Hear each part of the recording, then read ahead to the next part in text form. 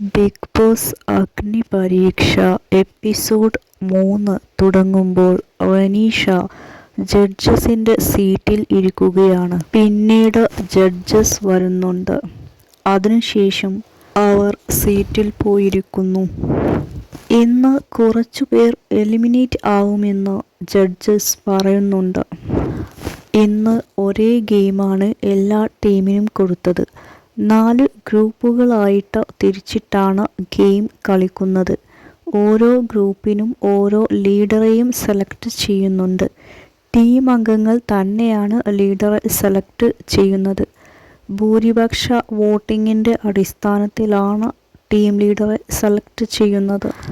Team leaders ഈയൊരു 4 team leaders എലിമിനേഷനിൽ നിന്നും safe ആവുന്നുണ്ട്. ലോലിറ്റ ലീഡർ ആയിട്ട് വരുന്ന ടീമാണ് ജയിക്കുന്നത്. തോൽക്കുന്ന ടീമിൽ നിന്നാണ് 4 പേർ എലിമിനേറ്റായി പോകുന്നത്. ആ ഒരു ടീമിൽ നിന്ന് പെൻഡന്റ് ഉള്ള 2 പേരുടെ പെൻഡന്റുകൾ നഷ്ടമാവുന്നുമുണ്ട്. പെൻഡന്റുകൾ ഉള്ളവരോട് എല്ലാം കൂടി ചേർന്നിട്ട് ഒരാളെ എലിമിനേറ്റ് ചെയ്യാൻ വേണ്ടിയിട്ട് സെലക്ട് ചെയ്യാൻ വേണ്ടി ജഡ്ജസ് പറയുന്ന സമയത്ത് അവർ ഒരു തീരുമാനമെടുക്കുന്നതിൽ ഒരു പ്രശ്നം കാണിക്കുന്ന സമയത്ത് ജഡ്ജായ രഞ്ജിനി ഹരിദാസിന് ദേഷ്യം വരികയും പെൻഡന്റുകൾ നിങ്ങളിൽ നിന്നും ഒഴിവാക്കുകയാണ്, തിരിച്ചെടുക്കുകയാണ് എന്ന് പറയുകയും റനീഷയോട് തിരിച്ചു വാങ്ങാൻ പറയുന്നുമുണ്ട്. അതുപോലെ റനീഷ തിരിച്ചു വാങ്ങുന്നുമുണ്ട്. അതോടെ അവരുടെ പവർ നഷ്ടപ്പെടുന്നുമുണ്ട്.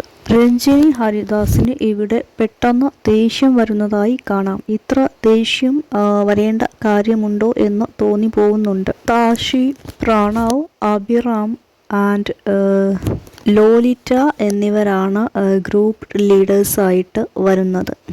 ഏറ്റവും കുറവ് പോയിന്റ് ലഭിക്കുന്നത് അഭിറാം ലീഡറായിട്ടുള്ള ഗ്രൂപ്പിനാണ്. അതുകൊണ്ട് തന്നെ അവരുടെ ഗ്രൂപ്പിൽ നിന്നാണ് എലിമിനേഷൻ നടക്കുന്നത്. ആദ്യം തന്നെ ബിജു ആണ് ഔട്ട് ആവുന്നത്. ജഡ്ജസ് കുറേ പേരെ സേഫ് ആക്കുന്നുമുണ്ട്. പിന്നീട് ആരാധ്യ ഔട്ട് ആവുന്നുണ്ട്. അടുത്തതായിട്ട് നിതിൻ ദാസ് ആണ് എലിമിനേഷനിൽ വരുന്നത്. അതുപോലെ നിതിൻ മിമിക്രി ഒക്കെ കാണിക്കുന്നുമുണ്ട്. നെക്സ്റ്റ് റാഷിയാണ് എലിമിനേറ്റ് ആവുന്നത്. റാഷിക്ക് പോവാൻ ഒരു താല്പര്യവും ഉണ്ടായിരുന്നില്ല. താൻ നന്നായി തന്നെ കളിച്ചിട്ടുണ്ട് എന്ന് റാഷ പറയുന്നുണ്ട്. ഇന്നത്തെ task buzzer to buzzer game ആയിരുന്നു. ബസർ അടിക്കുന്ന സമയത്ത് സ്റ്റോപ്പ് വാച്ചിൽ സമയം പോകുന്നത് അവർക്ക് കാണാൻ കഴിയില്ല. അടുത്ത ബസർ അടിക്കുന്ന സമയത്ത് സ്റ്റോപ്പ് ആവും. അവർ മനസ്സിൽ ഊഹിച്ചു ഇത്ര സമയമായിട്ടുണ്ടാവും എന്ന് കരുതിയിട്ട് ബസർ അടിക്കണം. അങ്ങനെ ഒരു ടീമിൽ എല്ലാവരും കൂടി ബസർ അടിച്ച് നേടിയെടുക്കുന്ന സമയം 1 മിനിറ്റിൻ്റെ അടുത്ത് എത്തണം. ഈ ഒരു ഗെയിമിൽ ലോലിറ്റയുടെ ടീമാണ് പെർഫോം ചെയ്തത്. എല്ലാ ടീമുകളും പെർഫോം ചെയ്തിട്ടുണ്ട്. വളരെ നന്നായിട്ട് പെർഫോം ചെയ്തത് ലോലിറ്റയുടെ ടീം ആണ്. രാകേഷ് ലോലിറ്റയുടെ ടീമിലാണ്.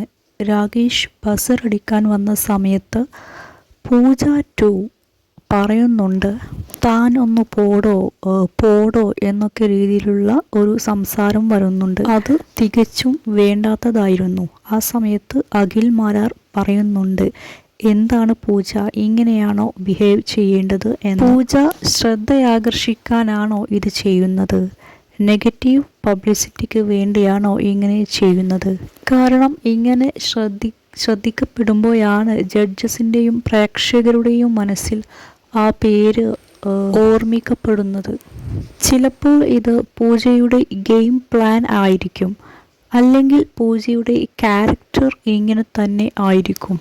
മനസ്സിൽ തോന്നുന്നതൊക്കെ വിളിച്ചു പറയുന്ന ഒരു ക്യാരക്ടർ, അതാണെന്നാണ് പൂജയുടെ ക്യാരക്ടർ നമുക്ക് ഫീൽ ചെയ്യുന്നത്.